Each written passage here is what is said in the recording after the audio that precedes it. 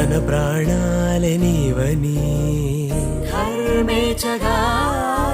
తన మనసంత నీదని అర్థేచగా తన వలపంత నీకని కామేచగా అవధులు లేని ప్రేమకై మోక్షేచగా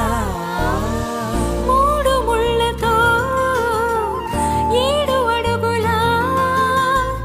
అగ్ని సాక్షిగా ఇద్దరు ఒకటిగా మారగా మరుపేలేని సంతకం వెళ్ళి పుస్తకం